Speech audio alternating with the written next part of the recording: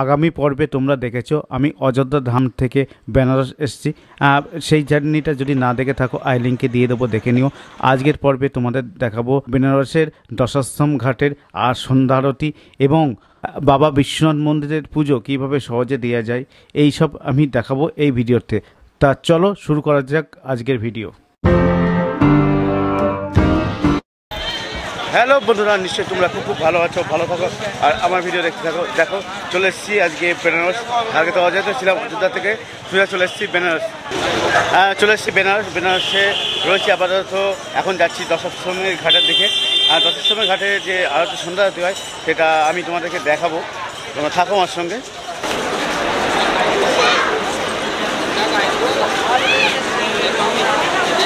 ঘাটে রয়েছি, দশাশ্রমের ঘাট থেকে তোমাদের সন্ধ্যা আরতি সেটা দেখাবো। আমি একটু সকাল সকাল চলে এসেছি, আর প্রচুর ভিড় আছে, দেখতে পাচ্ছ। তোমাদেরকে পিছনে ব্যাক করে দেখাচ্ছি। দেখো ভালোই ভিড় আছে, ঠিক আছে। এই দেখো এত সুন্দর ভিড়। এখানে হলো সন্ধ্যা আরতিটা হবে।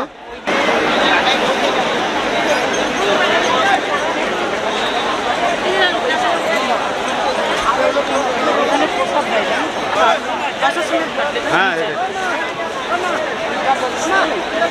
যত সন্ধে গড়াচ্ছে ঘাটের চিত্র ততই পাল্টাচ্ছে। আগে লোক সংখ্যা খুবই কম ছিল, আস্তে আস্তে বাড়তে এখন প্রচুর বেড়ে গেছে। আর গঙ্গা আরতির প্রস্তুতি রয়েছে তুঙ্গে। তোমরা যদি এই ঘাটের গঙ্গা আরতি দেখতে চাও তাহলে একটু আগে আসবে, তাহলে ভালো জায়গা পাবে। না হলে অনেক দূর থেকে তোমাদেরকে দেখতে হবে, যেমন আমিও দেখছি।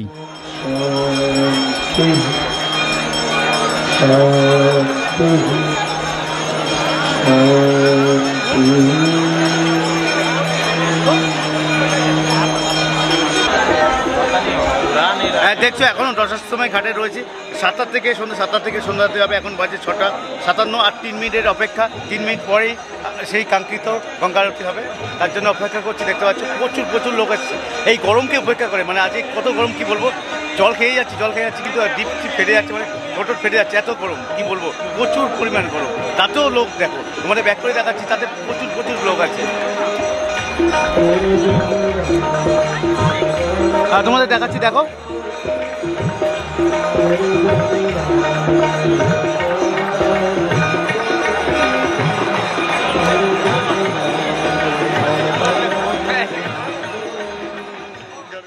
আজ হলো 15 জুন 2024। গরম প্রায় 46 ডিগ্রি বারাণসীতে। আর তোমরা যদি মনে করো নৌকায় করে যাবে, বেড়াবে বা সন্ধ্যা আরতি দেখবে, তা বিভিন্ন রকম। তুমি 100 টাকা দিয়ে তুমি ওই নৌকায় বসে সন্ধ্যা আরতি দেখতে পাবে। আর ঘুরলে 200-250 মানে পার পার্সন, ওটা গ্রুপে নিতে হবে।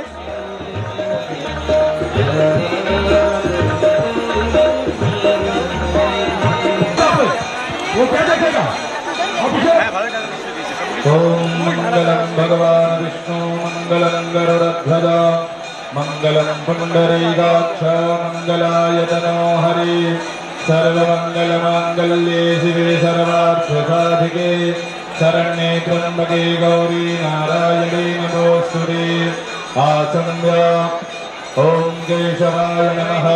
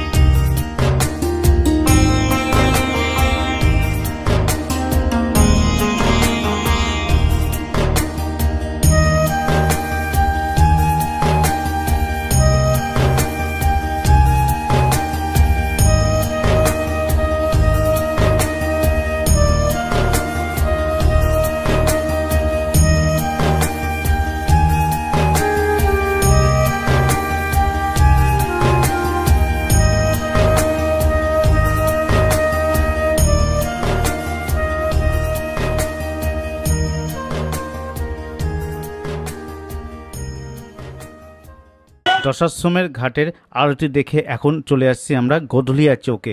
গোধুলিয়া চৌকে একটু ঘোরাঘুরি করব, কিছু খাবো, তারপরে হোটেলে যাব।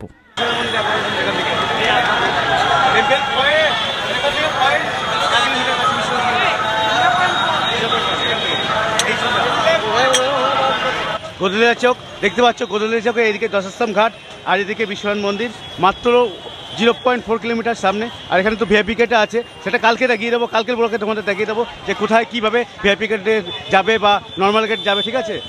এটা হলো গোধুলিয়া চৌক, দেখতে পাচ্ছ, এদিকে গোধুলিয়া চৌক, আর এদিকে হলো চার্চ গেট, সামনে চার্চ গেট, আর ওই কাশি চাট ভান্ডার আছে সামনে। হ্যাঁ দেখো লস্যি নিয়ে নিয়েছি, 40 টাকা করে পার লস্যি নিচ্ছে মালাই মার্কে। কেমন লাগলো? হেভি হেভি দেখ। কি সুন্দর লাগছে।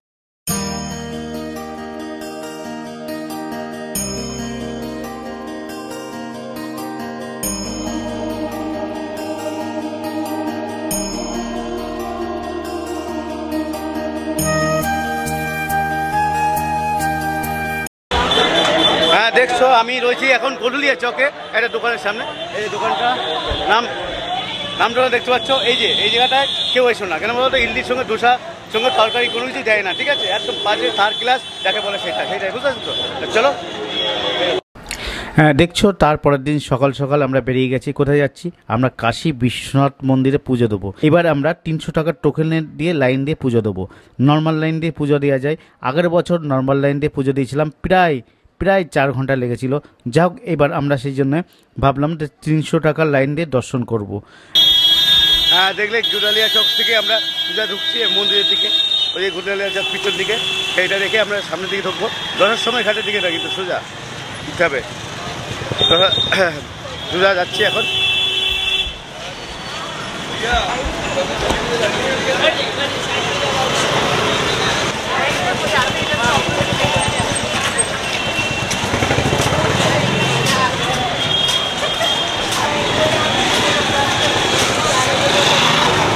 হ্যাঁ দেখতে পাচ্ছ এই যে নর্মাল লাইন শুরু হয়ে গেছে, এখান থেকেই শুরু হয়ে গেছে। দেখো নর্মাল লাইন, ঠিক আছে? এই যে এটা হলো লাইন।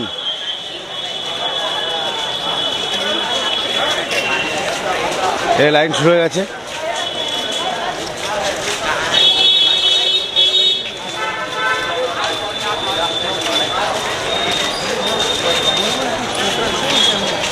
এই যে লাইন আছে, মোটামুটি 4 থেকে 5 ঘন্টা লেগেই যাবে। পুজো দেওয়া হয়ে গেছে, পুজো দিয়েছি ভিআইপি মানে এই যে এখানে দেখতে পাচ্ছ এই কাউন্টারটা দেখতে পাচ্ছ, পিছন দিকে দেখো। দেখছো কাশী বিশ্বনাথ মন্দিরের ট্রাস্টি বোর্ডের অফিস এইটা।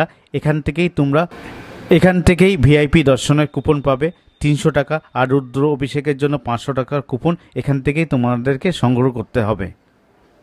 এই অফিসটা অবস্থিত কাশী বিশ্বনাথ মন্দিরের 4 নম্বর গেটের আগে, আর গডুলিয়া চক থেকে মন্দিরের 4 নম্বর গেটের দিকে যেতে বাঁ দিকে পড়বে এই অফিসটি। এই পর্যন্ত ক্যামেরা মোবাইল নিয়ে যাওয়া যায়, এরপর মোবাইল আর ক্যামেরা অ্যালাউ হয় না। আমরা মোবাইল ও ক্যামেরা একটা দোকানে রাখি এবং কিছু প্রসাদ নিই ওখান থেকে। তোমরা এই ট্রাস্টি বোর্ডের অফিস থেকেও প্রসাদ নিতে পারো বা এখানে মোবাইল আর ব্যাগ রেখে দিতে পারো। যাক আমরা রেখে 4 নম্বর গেটের দিকে এগিয়ে যাই এবং এই টোকেনের জন্য একটি আলাদা লাইন করা হয়, সেই লাইনে আমরা লাইন দিই। কিন্তু এখানে দুর্নীতি হচ্ছিল দেখলাম। কি দুর্নীতি? অনেকেই লাইনে আগের থেকে ঢুকে যাচ্ছে, লোকের টাকা দিয়ে 200 টাকা এক্সট্রা দিয়ে আগে ঢুকে যাচ্ছে। কেউ লাইনে দাঁড়িয়ে রয়েছে, তার টোকেন নেই, লাইনে দাঁড়িয়ে রয়েছে। কেউ টোকেন কাটতে গেছে, টোকেন কাটা হওয়ার পর সে লাইনে দাঁড়িয়ে রয়েছে, এরকম অবস্থা রয়েছে দেখলাম এখানে একটু সমস্যা ছিল। আর সেদিন আমি যেদিন গিয়েছিলাম সেদিন ভালোই ভিড় ছিল, মোটামুটি আমার 2 ঘন্টা লেগেছে দর্শন করতে। কিন্তু দর্শনটা আমি খুব সুন্দরভাবে দর্শন করেছি, মানে এত সুন্দর দর্শন করেছি কি বলবো তোমাদেরকে, সত্যি ভালো দর্শন করেছি। কিছুক্ষণ ছিলাম, দর্শন করলাম ভালোভাবে। যাক 2 ঘন্টা মোটামুটি লেগেছে। হ্যাঁ এই দর্শন করার পর আমরা চলে গেলাম অন্নপূর্ণা মন্দিরে। বাবাকে দর্শন করার পর মা অন্নপূর্ণাকে দর্শন করতে হয়, সেই জন্য আমরা চলে গেছিলাম অন্নপূর্ণা মন্দিরে। অন্নপূর্ণা মন্দিরে আমরা অন্নপূর্ণা মাকে দর্শন করেছি এবং ওখানকার প্রসাদ গ্রহণ করেছি। ওখানে দিয়েছিল ইডলি আর বড়া। যাক সকালে এই প্রসাদ গ্রহণ করে আমরা বেরিয়ে এসে এবার আমি তোমাদের কাশী বিশ্বনাথ মন্দির তৈরির একটু ইতিহাস তোমাদেরকে বলি।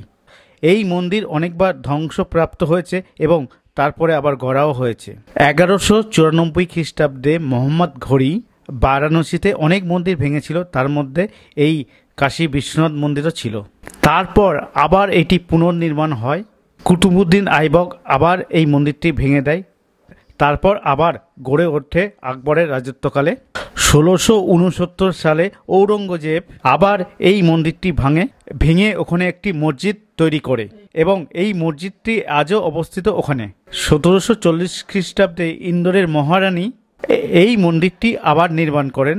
এখন বর্তমানে এই মন্দিরটি রয়েছে এই কাশী বিশ্বনাথ ধামে। 12টি জ্যোতির্লিঙ্গের মধ্যে অন্যতম একটি জ্যোতির্লিঙ্গ হলো এই কাশী বিশ্বনাথ মন্দিরের জ্যোতির্লিঙ্গ। এই লাইন দেখো,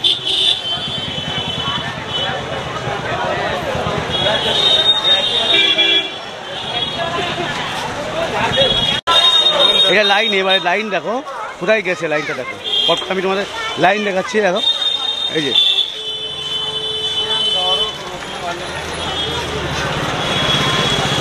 লাইন।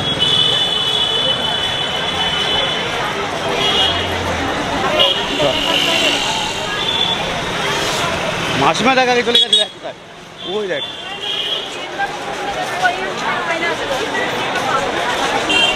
লাইন দেখুন মাসিমা, ঠিক আছে, সিঙ্গেল লাইন।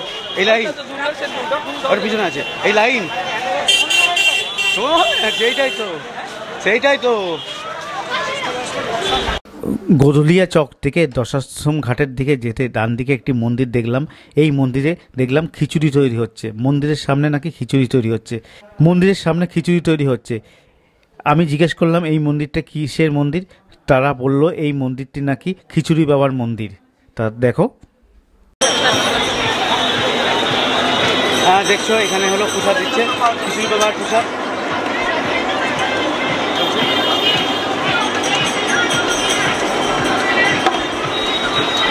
बाबा का प्रसाद है।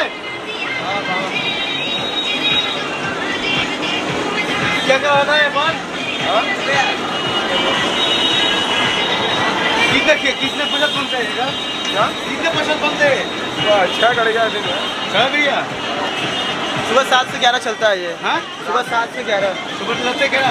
सुबह से 7 से 11 चलता है।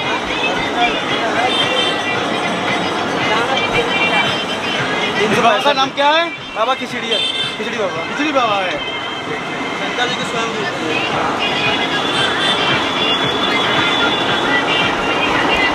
হ্যাঁ দেখছো খিচুড়ি বাবার প্রসাদ তোমরা খেতে পারো।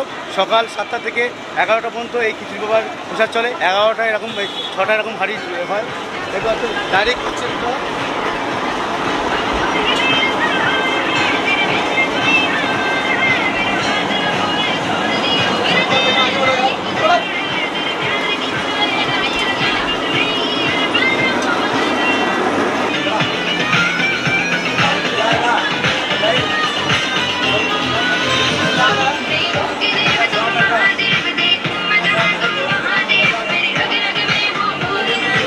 शंकर महाराज। हाँ, पुणे में इन्हीं को शंकर महाराज।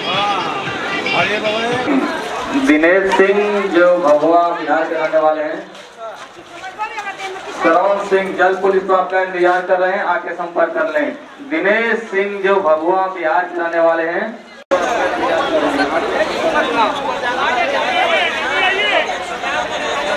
और एक गाने नहीं है आप इसको।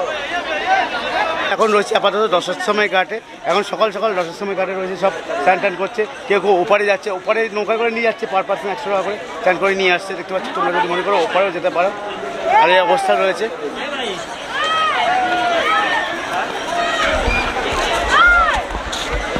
তাহলে আজকের মতন এখানেই বন্ধু। যদি এই ভিডিওটা দেখে ভালো লাগে তাহলে লাইক, শেয়ার, সাবস্ক্রাইব সবই করতে পারো। দেখো, দেখতে থাকো। চলো আজকের মতন বাই।